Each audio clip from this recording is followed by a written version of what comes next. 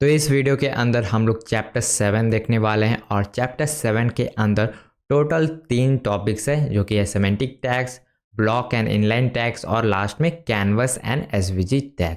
तो सबसे पहले हम लोग देखते हैं कि सेमेंटिक टैग्स होते क्या हैं। तो बेसिकली जो सेमेंटिक टैग होते हैं वो आपका डेवलपर और ब्राउज़र को दोनों को हेल्प करता है एलिमेंट को डिफ्रेंशिएट करने के लिए। अगर आप फेसबुक वाला गलती करोगे, जैसे कि मैं फेसबुक का वेबसाइट खोला हूँ और कुछ भी इंस्पेक्ट कर रहा हूँ, तो आप देखोगे हर चीज़ यहाँ पे डिव टैग में, यानी डिव एक डिवीज़न टैब होता है जिसमें आप टेक्स्ट टू एक्सेस डाल सकते हैं, सब कुछ डाल सकते हैं। ठीक है, तो आप यहाँ पे देखोगे हर चीज़ यहाँ पे डिव टैग में डाला हुआ है। तो इससे एसईओ करने में दिक्कत होती है और आपका जो वेबसाइट है वो सही तरीके से रैंक नहीं कर पाता और आपका जितना भी क्रॉलर्स होते हैं ना, रोबोट वाले, वो आपके वेबसाइट को सही से समझ नहीं पाते कि हेडर कौन है, फुटर कौन है, तो डेटा वहाँ से नहीं स्क्रैप कर पाते हैं। ठीक है, तो इस वजह से आपको यहाँ पे सिमेंटिक टैग यूज़ करना चाहिए। ठीक है, और इससे आपको मैनेज करने में भी आसानी होगी। तो सिमेंटिक टैग यहाँ पे हम लोग यूज़ करने के लिए मैं क्या करता हूँ, यहाँ पे पहले तो एक मेन टैग बनाता हूँ। तो मेन टैग भी एक आपका सिमेंटिक टैग होता है। ठीक है,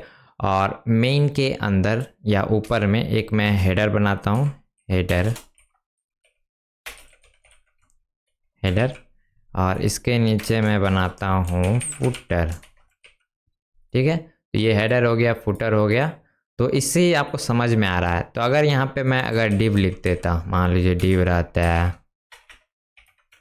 हर चीज़ में डिव लिखा रहता, तो आपको समझने में दिक्कत आती कि ये भाई कौन सा सेक्शन क्या है, वो भी समझने में दिक्कत आती।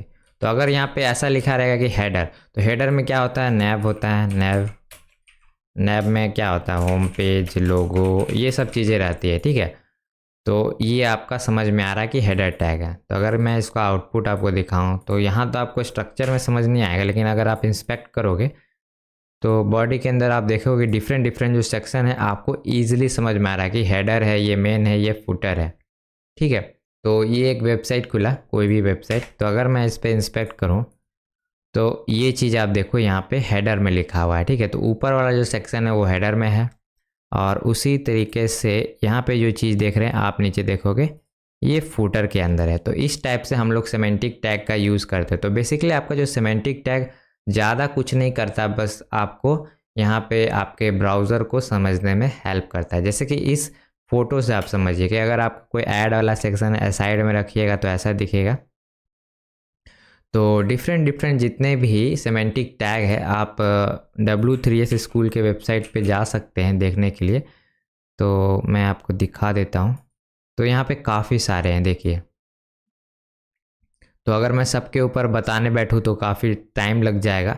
तो आप इसे धीरे धीरे करके एक्सप्लोर करिएगा कि ये करते क्या है, और जैसे जैसे आपका वेबसाइट में यूज़ आता जाएगा आप सिमेंटिक टैग को यूज़ कर सकते हैं। ठीक है, तो चलिए एक सिमेंटिक टैग देखते हैं, डिटेल्स। ठीक है, तो डिटेल्स को हम लोग सर्च मारते हैं।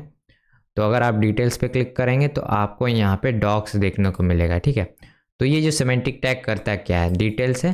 तो ये जो देख रहे हैं ना, ये चीज़ आपको बनाने में हेल्प करता है। ठीक है, तो मैं इस कोड को कॉपी करता हूँ और मेन टैग के अंदर डाल देता हूँ। तो यहाँ पे सिमेंटिक टैग में एक समरी है, समरी में बेसिकली टाइटल है और टेक्स्ट है। तो इसको सेव करने से अब आप देखो यहाँ पे ऐसा दिखेगा। ठीक है, तो ये सिमेंटिक टैग का टॉपिक आपको खुद से पढ़ना होगा क्योंकि काफ़ी सारे सिमेंटिक टैग है, सबको कवर करेंगे तो काफ़ी लंबा वीडियो हो जाएगा। ठीक है, तो ये आपको खुद से एक्सप्लोर करना है। ठीक है, तो चलिए अब देखते हैं ब्लॉक और इनलाइन टैग्स क्या होते हैं। तो अगर मैं इसको अभी फ़िलहाल कमेंट कर देता हूँ सब कोड को। ठीक है, और यहाँ पे एक पी टैग बनाता हूँ। ठीक है, पी टैग में लिखता हूँ हेलो वर्ल्ड। ठीक है, वर्ल्ड का स्पेलिंग गलत है। और उसके बाद एक लिखता हूँ स्पैन, और स्पैन के अंदर मैं लिखता हूँ हाय। और चलिए इसे देखते हैं। तो यहाँ पे आपको लग रहा हो कि ये यहाँ तक स्पेस ले रहा है, लेकिन ऐसा नहीं है। अगर मैं इसको इंस्पेक्ट करूँ तो आप देखना, तो ये जो आप देख रहे हैं बाउंड्री ऑरेंज कलर का है, तो ये देखिए कितना दूर तक जा रहा है, यहाँ से यहाँ तक पूरा जा रहा है। और इसी तरीके से अगर हाई को देखिए तो इसका बाउंड्री उतना दूर नहीं जा रहा है, बस इसका जितना जगह लेना चाहिए वो उतना ही ले रहा है। तो ये जो एलिमेंट आप देख रहे हैं पी टैग, वो आपका ब्लॉक एलिमेंट है, तो जितना पेज का विड्थ होगा वो ले लेगा। तो इनलाइन का फ़ायदा क्या है, तो अगर मैं साथ में लिखूं जैसे कि एक और हाई लिख दो, 4 5 बना दो, तो आप देखोगे सब 7 7 7 आ गए, यानी एक ही साइड जितना स्पेस है उतना ही लेना है। लेकिन अगर मैं पी टैग को कॉपी पेस्ट करूं तो ये पूरा ब्लॉक ले रहा है, ठीक है। तो इस वजह से ये ब्लॉक एलिमेंट है और ये इनलाइन एलिमेंट है। तो बेसिकली अगर आप CSS में स्टाइलिंग करोगे तो इसका काफ़ी ज़रूरत पड़ेगा कि कौन सा ब्लॉक है, इनलाइन कौन है, तो ये आपको जानना बेहद ज़रूरी है। तो यहाँ पे आपको 2 इमेज देखने को मिल रहा है। तो पहला इमेज में जितने भी ब्लॉक लेवल एलिमेंट्स है यहाँ पे आपको देखने को मिल रहा है, उसी तरीके से जो आपका इनलाइन एलिमेंट है आपको यहाँ पे देखने को मिल रहा है, ठीक है। तो आप यहाँ से देख के समझ लेना, ठीक है गाइस। अब हम लोग देखते हैं कि कैनवस और SVG टैग्स होते क्या हैं। तो बेसिकली अगर आपको अपने HTML के पेज पे कोई भी चीज़ ड्राइंग करनी है तो आप कैनवस और SVG का यूज़ कर सकते हैं। और यहाँ कैनवस और SVG में मेन यही डिफरेंस है कि जो SVG है उसका जो इमेज है आप जितना भी बढ़ाओ वो सेम क्वालिटी मेंटेन करके रखता है, क्योंकि वो वेक्टर ग्राफिक है। और उसी तरीके से कैनवस जो है वो पिक्सल में लिखा रहता है, तो वो उसका जो साइज अगर आप बढ़ाओगे तो वो डिस्टॉर्ट करेगा, यानी फटाफटा सा दिखेगा, ठीक है। तो ये बेसिकली दोनों में डिफरेंस है। तो दोनों में से कौन अच्छा है आप ये टेक्स्ट पढ़ना नोट्स में, आपको समझ में आ जाएगा, ठीक है। तो यहाँ पे चलिए सबसे पहले देखते हैं कि SVG को कैसे लिखते हैं। तो बेसिकली एक SVG टैग होता है, मैं इस कोड को कॉपी करता हूँ और आपको यहाँ पे दिखाता हूँ। तो ये SVG टैग है, इसे हटा दिया जाए।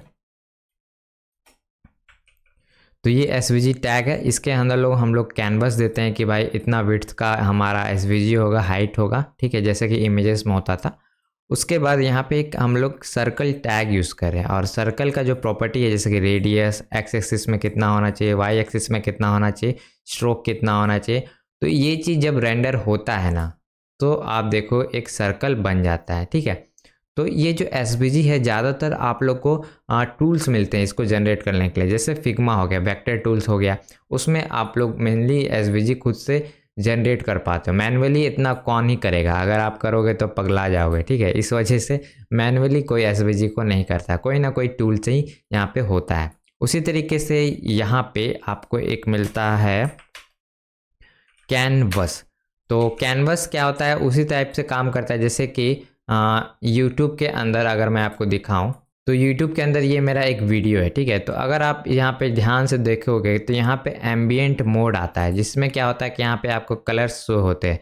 तो वो जो चीज़ हो रहा है वो कैनवस पे ड्रॉ हो रहा है, जो वीडियो का सारा जो डेटा है वो जाके यहाँ पे कैनवस पे दिख रहा है, ठीक है। तो कैनवस का वो ही काम है। जैसे कि अगर आपको जावास्क्रिप्ट से कुछ मैनिपुलेट करना है, यानी ग्राफिक्स दिखाना है, तो ज़्यादातर जो पेंटिंग टूल्स होते हैं जो पेंट करते हैं, जैसे मान लीजिए फिग्मा है, वो भी कैनवस का ही यूज़ करता है।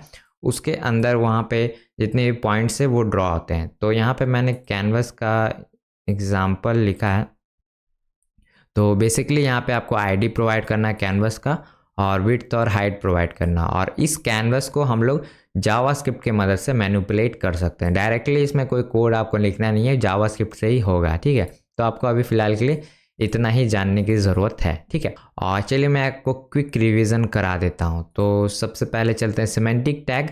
तो सिमेंटिक टैग से आपका बेसिकली आपका ब्राउज़र को हेल्प मिलता है, या फिर आपको भी हेल्प मिलता है डिफरेंट सेक्शन को डिफाइन करने में कि ये सेक्शन ये है, ये सेक्शन ये है। इससे आपको रीड करने में कोड आसान होता है, ठीक है। उसके बाद यहाँ पे ब्लॉक और इनलाइन टैग। तो ब्लॉक एलिमेंट आपका फुल स्पेस लेता है और इनलाइन आपका जितना स्पेस है उतना ही लेगा।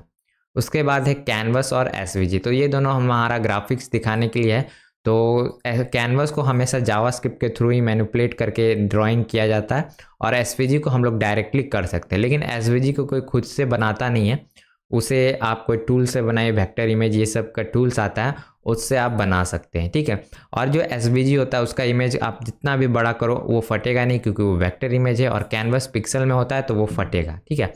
तो ये बेसिकली दोनों में डिफरेंस था, ठीक है। तो होप से आपको ये टॉपिक समझ में आ गए होंगे। तो नेक्स्ट वीडियो में हम लोग चैप्टर 8 देखेंगे, और चैप्टर 8 के अंदर डिफरेंट जो फॉर्म एलिमेंट है वो हम लोग सीखने वाले हैं। और अगर गाइस आपने अभी तक चैनल सब्सक्राइब नहीं किया ना तो चैनल को सब्सक्राइब करो, क्योंकि आपके लिए मैं इतना मेहनत कर रहा हूँ, तो एक सब्सक्राइब करने और वीडियो को लाइक करने में आपको कंजूसी नहीं करनी है, ठीक है। तो चलिए मैं आपसे मिलता हूँ नेक्स्ट चैप्टर में।